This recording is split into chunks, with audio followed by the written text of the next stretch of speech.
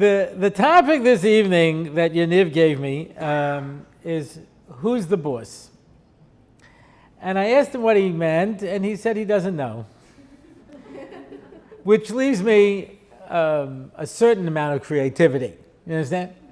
I saw who's the boss. I assumed it was going to be a shiur on marriage. And then I realized, no, that wouldn't even be a question, would it?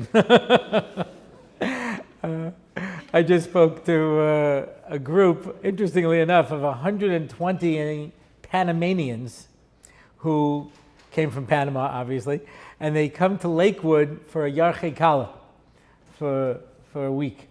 They all fly, 120 of them, you know, and they bring in everybody to speak, including me, and the topic they gave me was marriage. So I said, obviously, you told me to talk about marriage because you left all your wives home in Panama, so I can say anything I want, right? You know, they appreciated that, but but that evidently was not the topic. So I asked a friend of mine. I figured maybe there's something I'm not familiar with here. The phrase, maybe things are always picking on different meanings. You think what's what something means, and then the years go by. So I said I was asked to speak about who's the boss. So without hesitating, he said, Andrea. I said, what? He said, there was a TV show called Who's the Boss? And it was really Andrea. I said, I don't think we're doing sitcoms. I could be wrong. As I checked the other topics, and it's What's Happening and Full House. So it could be that that's really what he wanted me to talk about. But unfortunately, I'm just not that versed. I moved to Eretz Yisrael. My knowledge, of current TV shows went down. So I assume he's looking for something else, yeah. And he just left, so I really could talk about anything I want at this point, yeah. I want to perhaps when we talk about, when we say who's the boss, I want to speak about Yitzchak, right? The three avot. In English, it sounds so good. The 3 forefathers, yeah. So it sounds like it's a little, paradoxical. Yeah, 3 forefathers. Anyway, so Avram, Yitzchak, and Yaakov. It's interesting. I've been teaching for many years, and invariably, I would have to say that the least popular of the avos is definitely Yitzchak. Yitzchak does not get as much press as the others. This week's parsha, we start with Avraham Avinu. Avraham Avinu recognizes the Kodesh Baruch Hu on his own, and he discovers it, and he's willing to get thrown into a furnace and die for his beliefs. He stands up against the entire Da'afloga by himself. He goes to, Haran, he opens up a yeshiva, the Rambam says, with thousands and tens of thousands of Talmidim. He fights with Avimelech, he fights with Paro, he fights against the 4 world powers. He's an unbelievably very powerful, proactive person. Yaakov fights with his brother, Yaakov fights with his uncle, Yaakov has to go down to Mitzrayim, he has to fight the wars against Shechem. There's all kinds of things that are going on with him. Yitzchak is born. That's the first exciting story we get. When he's 2 years old, his parents make him a party when he stops nursing. That has got to be embarrassing. You know what I mean? It says all the greats of the generation were there. How many sippy cups does a kid need? You know what I mean? They make him a party. And then his brother's shooting arrows at him, so his mommy has to stand up for him and send his brother away. Yeah? And then you don't get too many stories, And then one day his dad says, Yitzchak, come with me. I'm going to take you up a mountain and kill you. It's like, okay. Bring him up the mountain, tie him up, about to kill him. Malach says, stop. He goes, I'm not going to kill you. Yitzchak's like, okay. Goes back home, and the father realizes, he's 37 already. That's old in almost any community, And so he sends the family slave to go out and find a wife for him, And he brings her home. He says, here's your wife. He's like, okay, gets married. And his wife is pregnant, and she's having these terrible difficulties, and she doesn't say anything to him. She goes to Yeshiva Sheva Aver. She gets a whole nevuah, never tells him. Never tells him about the prophecy that she got. And fine. So he's got one of his sons who are fooling him, pretending that he's a tzaddik and he's really a rasha. And the other one is, his wife knows what's going on. She had the nevuah, So his children are playing off of him. His wife is playing off of him, Eventually, she gets together with one of the other children and dresses him up like his brother and steals the brachas, And that's basically the end of Yitzchak. That's all of our Yitzchak stories. Yeah.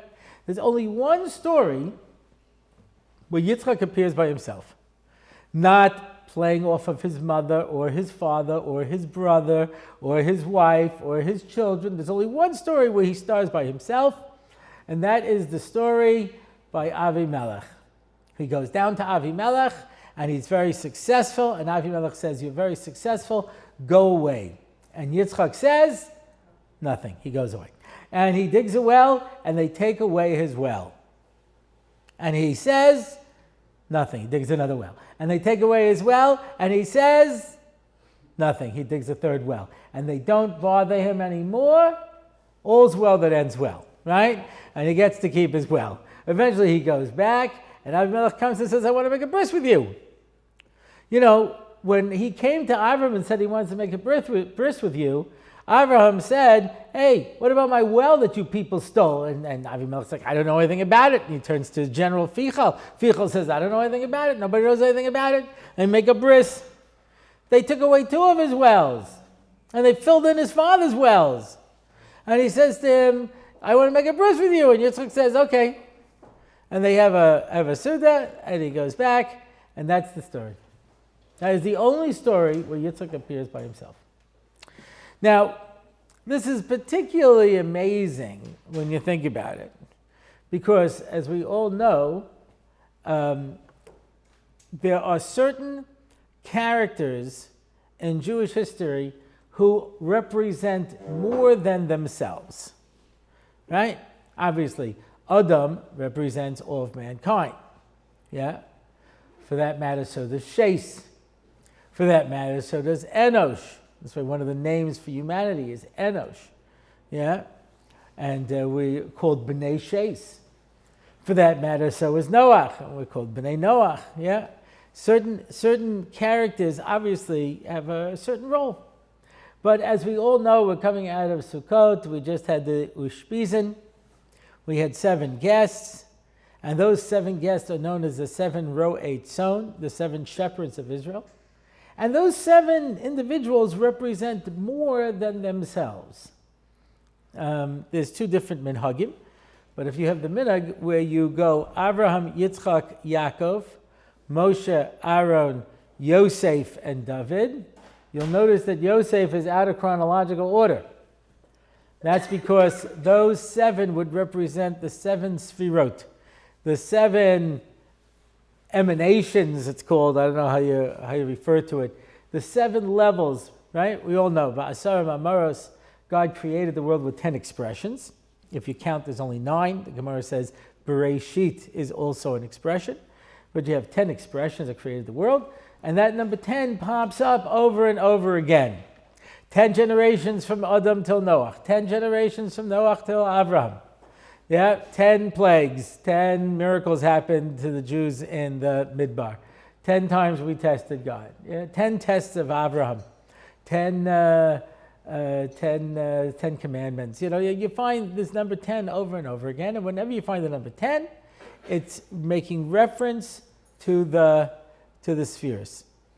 And the spheres, right? The bottom 7, which we know from Sukkot. We also know it from Sfirat HaOmer. Each week we focus on a different one. Chesed, Gvura, Tiferes, Netzach, Hod, Yesod, and Malchus. Those 7 correspond to lots of different things. They correspond to what's called the 7 Kochvei Lechet, the 7 moving stars, which is the sun and the moon, which is Mercury, Venus, Mars, Jupiter, and Saturn. Saturn, right, which is number 7, in Hebrew is called Shabtai. Yeah, And 7 is always malchut, it's kingship. And that's why Saturn has a ring around it like a crown. Yeah? They represent the 7 days of the week. Sunday, Moon Day. Yeah? The 7th one is called Saturn Day, yeah? Which is Shabbos, Shabtai, and has the crown around it, the malchus, right? So these 7 levels correspond to everything. They correspond to parts of the body. Right hand is chesed, left hand is, gvura, goes through your body. It also corresponds to people. Abraham is chesed, Yitzchak is gvura, Yaakov is tiferes, Moshe is netzach, Aaron is hod, Yosef is yesod. That's the reason it's chronologically out of order, because it's following the different levels of spheres. And David, obviously, is Malchus, right? David is the king. Yeah. So these 7 things correspond to lots of different things. Yeah. Who's the second one? Yitzchak. What's Yitzchak? Gvura. Power. He doesn't do anything. Abraham, he's chesed, but he's going out fighting wars. He's going here. He's making yeshivas. He's teaching Talmidim. Yeah. Interestingly enough, Yaakov Kamenetsky says, the Rambam says that Avraham had a yeshiva, and he had thousands and tens of thousands of students. The Gemara says that Yitzchak also had a yeshiva, but doesn't say how many students he had. So Rabbi Yaakov Kamenetsky says, I'll tell you how many students he had. 1, Yaakov. He didn't have anybody else. So gosh, here your dad's got a shtella, 10,000 people, and you've got a shtella, 1 guy. You understand? It's one thing. It's always embarrassing, when somebody's talking to a big full room, the next guy gets up to speak, some people leave, more people leave, I spoke once at the Aguda convention, and it's just speech after speech after speech. By the time this guy got up, there was 1 person in the audience. So what are you going to do? He's practiced so long for this speech, he's going to give the speech, He gives his whole drasha, and he's speaking in dramatic, It's like 3 o'clock in the morning, He's going to give his whole speech, There's 1 guy sitting there, And when he's all done, he comes to his dramatic finish, Thank you very much, Thank you, sir, thank you. And he gets down from standing up on the stage, he comes down. And he goes to this 1 guy who's still in the room, and he says, thank you so much for staying. It really meant a lot to me. And he said, I'm the next speaker. It's the only reason I'm still here, You go from talking to a crowd of 10,000 people, you got 1 guy sitting there in the room, So Yitzchak's left with the yeshiva, 1 guy, And he's gvura. He doesn't stand up for himself. Not against his wife, not against his children, not against his brother, not against his mother, not against his father. Nobody. And when Avimelech, he finally has a chance, so now he suddenly puts himself in not doing anything. So how does one understand this? He's supposed to be gvura, supposed to be power. So I think we have to have a different insight into power. Yeah? And maybe that's what we mean when we say, who's the boss? When we say power, it says in Pirkei Avos, Ezehu Gibor HaKovesh Es Yitzro. Who is strong? Someone who can control himself.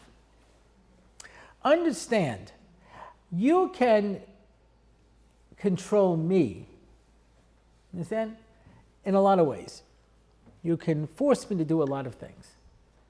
But if you can never get inside of me, if you can never touch me, it doesn't make a difference. Natan Sharansky, for those of you who are old enough to remember, when we were protesting against the Russians to try to get out the Jews in Russia, to get them out, the consulate, the Russian consulate wasn't far from here, yeah?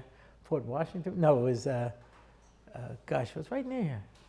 I don't know where it was. I used to move because we used to go for protests, 1, 2, 3, 4, open up the iron door. 5, 6, 7, 8, let our people emigrate, yeah? It was either that or go to class. So we were protesting for our brethren because we really cared anyway. But we would have protests outside of the Russian consulate all the time, And, that's how only one of the few Russian words I know, swoboda, freedom, swoboda, So we were protesting, let the people go, So Sharansky, when he got out, Natan Sharansky, he had been in Siberia by the Russians. And if you've ever heard him speak, he has a very keen sense of humor. Now, Siberia is not a very funny place. It's not a lot of fun to be in. Yeah? And he was beaten and starved and tortured. And when they released him, he came out with a sense of humor. He was just as he is now. And they asked him, how could you stay that way? How could you stay that way? How could you not be destroyed? And he says, because they could never get me. They could control my body, they could never touch me. I was here. One of the prisoners of Zion back in the late 70s, Yosef Mendelovich. And I remember when he was freed, and we had an event in the Young Israel Woodmere he came to, 1980, maybe it was. And he came to speak, and he said, they took everything from me. And I was in this prison cell in Siberia, and I realized it was Friday night, I had nothing. And he says, I sat on the ground and I started to sing Lecha Dodi to myself. Lecha Dodi lekrat kala v'neja. And they said, be quiet. And he said, you've taken everything from me, but you'll never take my song. That you'll never be able to take. Yeah? There's a part of me that you can't touch. Who's really strong? I'll tell you, a terrible story took place here in Long Island. It was on the Southern State Parkway. I don't remember exactly where. I remember I read it at the time. It was a story in the 80s. There was a kid by the name of Pergament, who evidently was heir to the fortune of the Pergaments. I don't know if the Pergament stores are still around. They're still around? No, they're gone.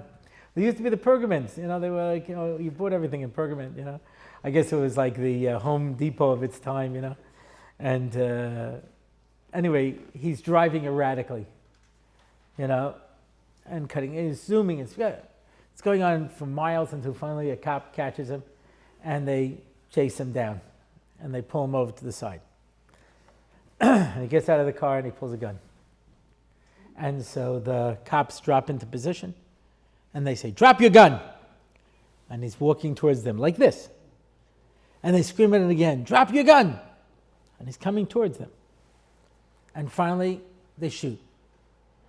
And when you shoot, you're taught to shoot for the chest, And they hit him, I don't know how many times. And when they get to him, he's dead. And they realize it was a toy gun. And there was a note in his car addressed to the officer who kills me tonight. And he writes that he was very depressed and he could not go on with life. And he wanted to kill himself, but he didn't have the courage. So instead, I decided that you would do it. This police officer was in therapy for years. He's the one who shot him. He had the power. But he didn't really have power. He wasn't really in any control. He was being manipulated. He was being controlled what to do. I don't know if you know anybody with a temper. Yeah? It's one of the many areas in my life that I struggled with for many years. Now Baruch Hashem, I know that I have my emotions completely under control. But when I see somebody who loses their temper, it just gets me furious. Anyway, so like somebody once said, I know there are people who do not love their fellow human beings, and I hate people like that. Anyway, so people lose their temper. And if you're a person with an anger management problem, when you lose your temper afterwards, you don't feel better about yourself. You really don't. You much rather that you were cooler, and you could just come up with some, that Winston Churchill had this ongoing feud with Lady Astor. A lot of famous stories that took place with them, So one time Lady Astor says, "Winston, if you were my husband, I'd put poison in your coffee." And Winston said, "Madam, if you were my wife, I would drink it." And one time she says to him, "Winston, you are drunk. You are disgustingly drunk." And he said, "Madam, you are ugly. You are disgustingly ugly. But in the morning, I'll be sober." So they had a lot of these kind of exchanges, And when you hear these kind of things, like you think to yourself, wow, wouldn't that be clever? So Dave Barry, the humorist, used to write for the Miami Herald, So he says, we hear these clever things and we think to ourselves, why do we fall back on losing our temper, why can't we just say something clever, And he says, we're not that smart. He says, I said, so carry a reference book with you, you know what I mean? And next time someone gets you, open it up and, read one of these clever lines, you know what I mean? He said, but then you end up losing your place and just getting angry and screaming at them anyway, so it doesn't really help. But imagine that I had that kind of control. Yeah? It's a very hard thing to do. A friend of mine told me he went into a store. So the guy he said, I'm next in line. And this guy had to get something from the shopkeeper. He was unhappy about something. And he's screaming at him, and he's cursing at him, and he's screaming at him. And the guy just won't get upset. And finally the guy storms off. So my friend says, I said to the guy, how could you sit there and take all of that and not get upset? And he looked at him and he said, I have a very serious heart condition. If I get upset, I could die. It's not worth it to me. It's not worth it to me.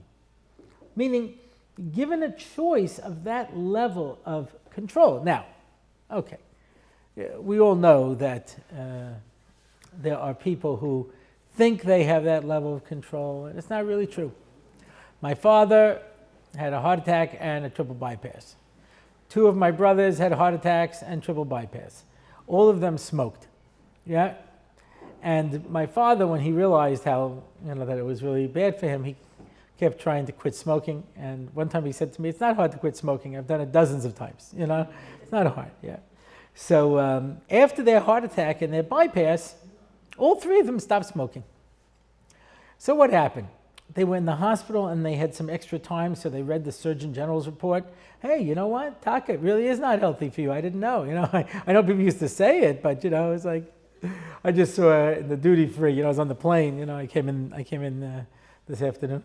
So on the plane they have the duty free. They have cigarettes. Half the package says smoking kills. You will die. Some of them put on pictures of diseased lungs. It's not very subtle. And you see people go, yeah, I could quit anytime. Now, okay. So my father, 2 of my brothers, they stopped right after their heart attack and their bypass. But, Rabbi Tatz tells the story about there's a particular medical condition where if you smoke, it cuts off the circulation to your limbs. He says, I was in the hospital when the guy came in and they removed his second arm. And I was still an intern when they came in to remove his leg. The guy couldn't stop smoking even though they were cutting off his limbs. And all he had to do was stop smoking and it would have been okay. Now, okay, I'm a big shot. I'm a big shot because, I don't smoke. It was one of the few taivas that did not appeal to me, I tried, I couldn't figure it out. It just didn't go for me, I tried smoking, I was choking, it was horrible. It was like, they say you have to develop a taste. Jackie Mason said this about brie. It's disgusting. He says, disgusting, it's leaky, it's smelly, it's disgusting. You have to develop a taste. He says, why? Did you ever hear that about potato chips? You got a potato? No, but he says you have to develop a taste. It tastes good. Why do I have to develop a taste? He goes, your sister-in-law, you have to develop a taste. She's family, you know what I mean? But I have to develop a taste. I got to be nauseous for 6 months, you know what I mean? Do I develop a taste, So, it's okay. So it didn't go for me, But, when I was diagnosed with type 2 diabetes, there's two different types. There's the type that you're born with, and then there's the one that you have to work really hard to get. And I really invested time in this, Didn't happen overnight. It took me years. I was pre-diabetic for a long time, and I was like, Mamish, I really worked at it. Yeah, so I do have diabetes. So I know that there's a lot of things that you're not supposed to eat. Basically, anything that tastes good or makes you happy. You know what I mean? But you can have there was this comedian, John Pinette, very, very heavy fellow. He says, I went to a dietitian. They told me eat salad. I said, salad's not food. Salad is something that comes with food. When you order a steak, they give you a salad for free. They don't even charge you for it because it's not food. They just give it to you. He says, what about vegetable soup? He says, that's just hot salad. But if you want to eat healthy, I just Erev Shabbat, I was supposed to give a shiur. I was preparing something, and I came across where it says, if you take a look, before the flood, people lived almost 1,000 years, and then slowly lifespans got shorter and shorter. He says, why? He says, because Noach, when he came off of the Teva, was allowed to eat meat. And once you start eating meat, your lifespan starts going down. That's what they said. Interesting.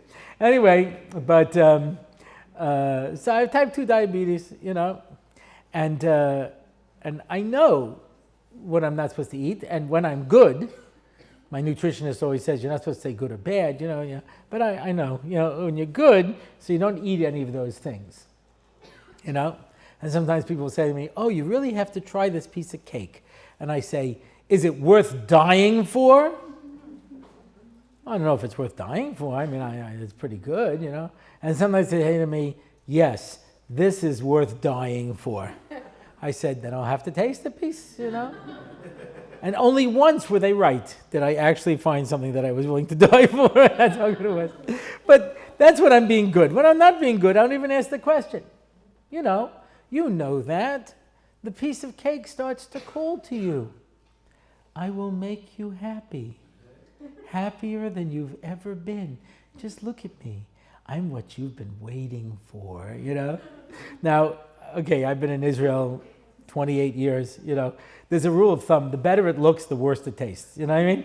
You walk into a bakery, you want to get the really good stuff, get the real plain kind of cookies, The fancier it is, it's soggy and dry at the same time and tastes like rum. I don't know how they do this. They call it a tort. It's really, it's an art form to be able to do, But, and all of the cream always just tastes like margarine with a little sugar, they haven't quite figured out what to do with that to make it the custard, But, but you look at it and you eat it, and then afterwards you say, gosh, what was I doing?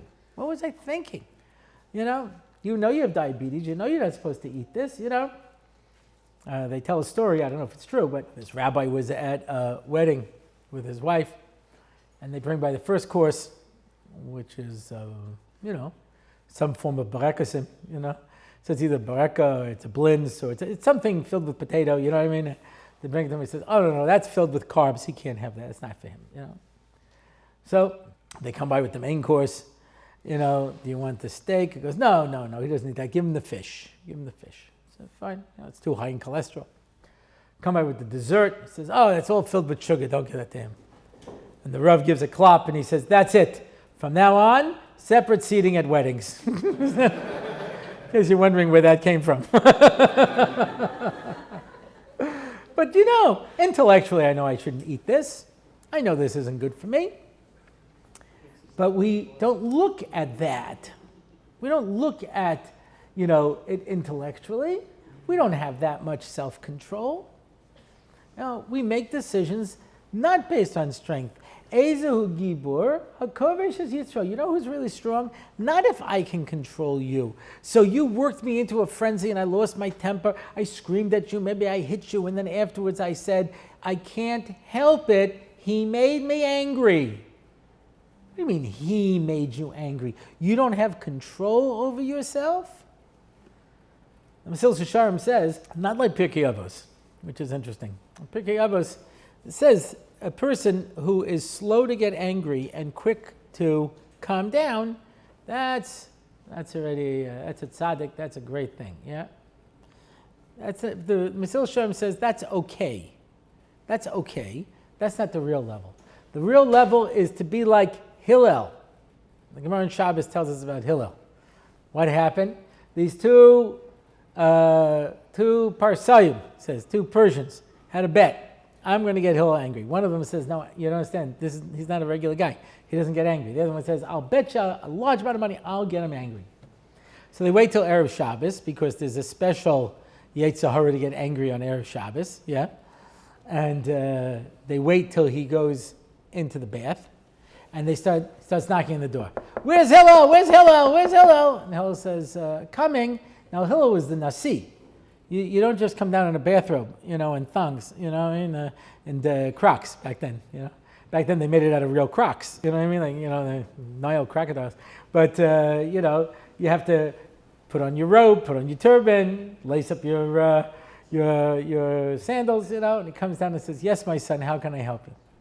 How come the people in this place have flat feet? So, it's a very good question. It's because of the mud, and it's this, it causes the feet to spread out. Fine. He waits for him to get back in the bath. He's figuring it out, how long it's going to take him, and then starts pounding on the door. Where's Hillel? Where's Hillel? Coming, gets out of the bath, puts back on his robe, puts on his turban, puts on his shoes, it comes down, Yes, my son. How come the people in this place have round heads? Oh, what a good question. He gives him an answer. Fine. Waits for him to get back into the bath, starts pounding again. Where's Hillel? Where's Hillel? Coming, he gets dressed again, comes down. He says, how come the people in this place have slanty eyes? He says, oh, it's a good question. It's because there's sand in the air and they're always squinting. And is that fine? So the guy says, I have many more questions. So Hillel pulls over a chair and says, go ahead. And he says, now this guy starts to get angry. He says, are you the one that they call Hillel? The Jew, Hillel? He says, yes. He says, well, I hope there aren't too many more like you. Because of you, I'm losing a lot of money. And Hillel said, you could lose 10 times that amount of money. Hillel doesn't get angry. You can't get me angry. You can't get me upset. I have such control over myself. We don't even know what that means. Eli Lopian was waiting for a bus in Yerushalayim to go to Shaare Tzedek to get an operation. He had an appointment for an operation. And he's waiting for the bus. If you've ever been in Israel waiting for a bus, so everyone's going like this. No, what time did you come? When did you come? Did the bus come? Did you see the bus come? I don't know what's going on. Where's the bus? This is the main topic of conversation. Rabbi Lopian is sitting there and he's learning, and he's waiting. And it's getting later and later. And he realizes he's going to miss his appointment for the operation. And he glances up the road. And he shakes himself and he says, oy, oy, oy. The Alta of Kelm would have been so disappointed in me. Such little self-control. I have to look up and see where it's going to go. It's an amazing thing. Some of this you learn just with time. Because the more experiences you get, the more you realize how few things are really in your control. There's nothing you can do about it. I was here with my family in America, came to visit with, at the time, maybe 7 kids. I have 7 kids. And we were staying with a relative who decided to be helpful and take our tickets, which we had on the desk, and stick them in one of our suitcases. We didn't know. I assumed they were in my regular carry-on bag where I always keep them. We get to the airport, they're not there. So it's not like today with electronic tickets. You need a written ticket. And we show up there, 9 of us, and they said, where are your tickets? And we look, they're not there. So they all have to be written out by hand. And we're all waiting there, and there's a big line behind us, and people are going crazy, and we're going to miss the flight. And my wife says, what's going to be? I said, nothing I can do. There's nothing I can do. Yeah? Now, if that was the only time that happened to me, okay. There's another time we get to the airport. I was, again, traveling with only 7 of my kids. It was a small trip. And so there was 9 of us and 16 pieces of luggage. And we're waiting online. And as luck would have it, I had the slowest woman who does the check-in, and she's checking us into this flight. It was. I just did this now. When you fly from Eretz Yisrael through Europe, so the flight leaves about 5:10, 5:20, depending on the flight. So you have to leave the house at 2:00 in the morning. So as you can imagine, all the little kids are really feeling their best, and everything's fine. We're waiting on this long line. It was before Pesach, long lines, and finally she puts in all of the information, every kid, all of the passports, everything like that, and pushes the button. It doesn't print. So she does the whole thing again. Doesn't print. Gets somebody else, they come by, they try to do it, they can't do it. She goes to get the supervisor. The supervisor won't come. She has to walk, and she walks as fast as she types, all the way across, and she comes back, and the woman says, you'll have to write them out by hand. 9 boarding passes and 16 luggage slips. And she writes as fast as she walks and types. And in the meantime, we're looking at the watch, and we've already passed boarding, And my wife says, what's going to be? I said, there's nothing I can do.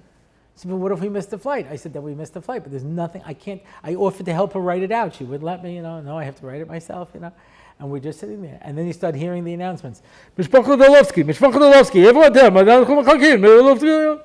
I said, they're calling us. I said, there's nothing I can do. I can't go without my boarding passes, So finally they send, a couple of security people. They're looking around. Hey, Orlofsky, I said, we're right over here. We're waiting for the woman. We were here with plenty of time, So she says, come with us, So we had to wait till we got all the boarding passes, and we're all dashing down, and rushing in, and we finally make it to the plane. I cannot tell you how happy these people who have been sitting on the runway at 5:00 in the morning for a half an hour waiting for this, religious family of 9 to show up, and we come onto the plane and we don't have seats together. And 2 of my kids go, I'm not sitting there. And I took my wife and the youngest child and I said, sit down. I said, but what's going to be? I said, I don't know. Maybe they'll arrest them. Maybe they'll throw them out. I don't know. There's nothing I can do. Whatever power I have in this world, it does not extend to teenagers. That much I know for sure. I have no power when it comes to that. There's nothing I can do. Either they'll sit down or they won't sit down. Maybe they'll stand for the flight. I have no idea. But I cannot at this point begin negotiating with them. So that's it. Eventually they sat down. Eventually we got there, And you start to see situations and you say, there's nothing I can do. There's nothing I can do. This is completely outside of my control, I was here in America. I must have gotten sick. I had pneumonia. I assume I had pneumonia. I was coughing a lot, and I was speaking that whole week, cold, rainy week in Yerushalayim. And, and I spoke Thursday night and Friday night. I was already feeling pretty sick, and it was my grandson's Shalom Zacher, and I started shaking. It happened to me a few times. I was shaking uncontrollably, and I finally just excused myself, went to my room, and I went into a coughing fit, and I couldn't stop. I couldn't breathe. It was absolutely terrible for 45 minutes, and nobody could hear me because there was a party going on outside of the Shalom Zacher, And eventually, somehow, I got out of bed, and I called my wife, and I said, you better call a chavesh. And they checked my oxygen. My oxygen was low, They gave me oxygen. I felt a little better, and they carried me out on a stretcher Friday night, bring me out. It was very traumatic for everybody. They bring me to the hospital. They do an X-ray. I have pneumonia. So they give me antibiotics. I fell asleep. I woke up in the morning. I'm in the cardiac wing. I said, what happened? Nobody will tell me anything. A lot of these doctors are from the former Soviet Union, where by law you don't tell the patient anything. The doctors discuss by themselves what they're going to do, and the patient really is, asked to stay out of the process. And I'm an American where, the doctor has to tell you everything and record it. Wow, Notice after my whole speech about the diabetes, no one's bringing me a piece of cake. But anyway, that's one of the downsides to that story. But anyway, I was once at somebody's house, there are a lot of people listening to my shiurim, so the kid must have been like 12, and I went for a piece of cake, and he literally pulls it out of my hand. I was like, what? And he says to me, Rabbi, it was in England, he goes, Rabbi Orlofsky, It's not worth dying for. I said, who lets you watch the computer? I talk to your parents anyway. So eventually, they come in and they say, listen, we have to meet, decide what it is. So my family's gathered around, they come in, this was Friday night, so Shabbos nobody works, so Sunday they say to me, you had we think that you have a heart attack and pneumonia and blocked arteries and pericarditis. So my son looks at them and says, there's a rule by the Shagas Aryeh, 3 things don't go wrong at the same time. You're going to have to pick 2. It can't be everything. You just don't know what it is, right? So you're just going to say everything just to cover yourself. You know what I mean? So they said, we're going to do some tests. So Monday they did a test, and they arranged Tuesday, I'm going to have a angiogram. And I said at one point, I said, this is ridiculous, I'm leaving. They said, you can't leave. You could drop dead at any minute. You know what I mean? You have to stay here, So I'm getting my angiogram during my grandson's bris. I'm missing the bris. And I was so upset, and I know there's nothing wrong with me. Because I saw when my father and my brothers had their heart attacks, I know what that looks like. I was fine, Anyway, they're doing the angiogram and they're whispering to each other. And I'm like, yeah, I know this. They're trying to figure out how to put the best face on it, and make it say, well, we thought, we this, we that, Anyway, they pull it out and he says, I don't know how you're still alive. You're not getting enough blood to keep you alive. He says, you should be dead, So he says, you need an emergency triple bypass, meet with the surgeon, And it's interesting that, at that point, you start to realize, I don't have a lot of choices. I don't have a lot of choices. A lot of things are not under your control. This Shvat will be the 20th yahrzeit of my father. And I remember my father was sick. He had been sick for a long time. And I had a flight to come in on Sunday night. And the doctor calls up and says, come in now. It was Thursday. I said, I'm coming in Sunday night. She said, no, come in now. So I immediately booked the flight Thursday night. I started packing. And I looked at my wife and I said, this comes at a really bad time. And she says, when's a good time? I said, 20 years from now. That would be a much better time. I'm too young to be an orphan, you know what I mean?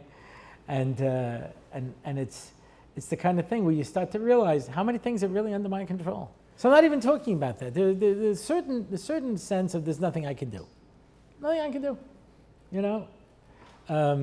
You get stuck in traffic, So if you have Waze is great. You'll still get stuck in traffic, but they'll drive you through side streets, you know what I mean? Take you here and take you there, and you go over here. And the amazing thing is, if you don't listen to them, they create traffic to get you. You know what I'm saying? They route a bunch of other cars to punish you. You know what I mean? So whatever they tell you to do it. That's my advice, no matter where they tell you to go. I once had to go. It was terrible traffic everywhere, and I had to go speak in New Jersey. I didn't know how I was going to get there. And they start sending me down roads I've never heard of, things I've never seen, I got there in record time. It was just absolutely amazing. Someone said to me, when you have Waze, you're able to put in those little notifications. So I said, what happens? He goes, well, when you keep putting them in, you get points. So I realized what happens is if you get enough points, then they reroute everybody else so that you have less traffic on your road. That's the reward you get, So, because you have no idea, you'll do anything Waze will tell you to do, you know what I mean? Stop the car by the side of the road for 20 minutes, Oh, okay, Waze said so. I don't want to mess with these people, But you're stuck in traffic. There's nothing you do about it. But there are situations in life where you have to say, am I in control? Am I in control? I know I can't control events. Can I control my choices? I'm in Jewish education many years.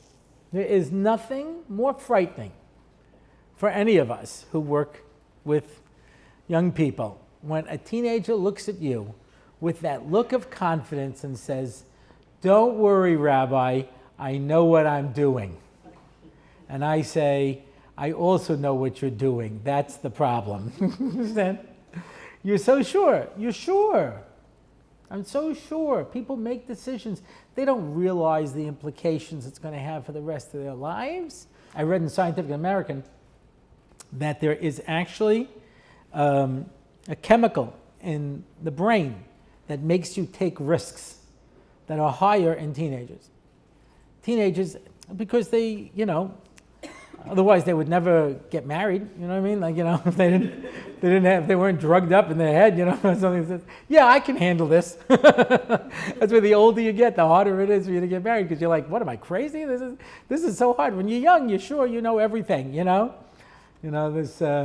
this kid gets married, 19-year-old gets engaged to this 22-year-old, Chaim says that we should, this Chaim thinks, And the father's like, Chaim, you know what I mean? Like, gosh, he'll wipe his nose yet, Chaim? And all of a sudden he's the genius because you're marrying him, Like, don't you ever say that about my Chaim? I was like, okay.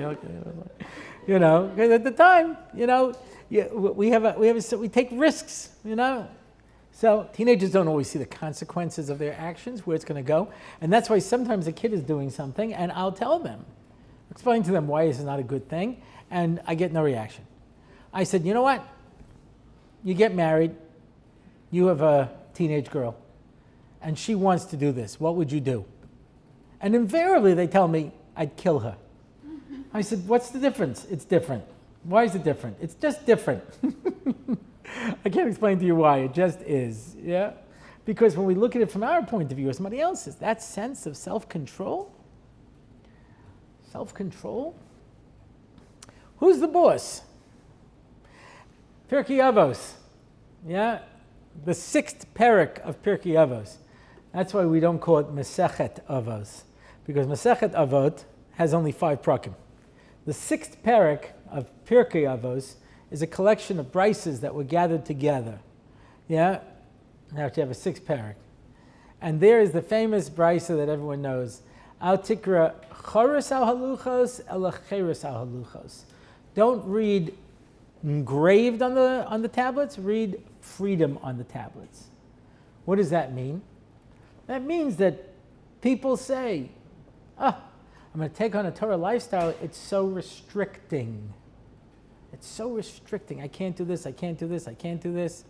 I mean, there's lots of stuff you can do, This priest once said to Rabbi Yonasan Eibshitz, says, you Jews, you have such a restrictive life. Can't eat pig, can't eat shrimp, can't eat milk and meat, can't go to places on Saturday. So Rabbi Yonasan Eibshitz says, it's a good point. I'm going to go home and discuss it with my wife. Says to the priest. Priests don't get married again. So, so it's not as bad as some places, but there are people who can do anything they want. Anything they want, they do. Doesn't make them happier necessarily, right? Because there's a part of us that's animalistic. And therefore the Torah tells us, you see something you want, don't steal it. Someone gets you angry, don't kill them. Don't eat everything, don't go everywhere. You're right. The more I control the animal, the happier ultimately I'm going to be. But if I just let myself do whatever I want, so a person drinks himself drunk every night, and a person eats until they're sick, and I used to know a person every Saturday night, he would complain about how sick he was, and he must have something wrong with his digestion, and I saw how he ate over Shabbat, and I knew exactly why he was that way. It really wasn't a hard thing to figure out, he couldn't see it. He just knows afterwards, I'm sick. Of course you're sick. You can't eat that much food and not suffer, But you see certain things. Yeah, choros al haluchos. Don't read choros ela cheros. It's freedom, because the more that I can control myself, the more that I'm the boss over myself. That's the better person I'm going to be, and ultimately the happier we're going to be. Thank you very much.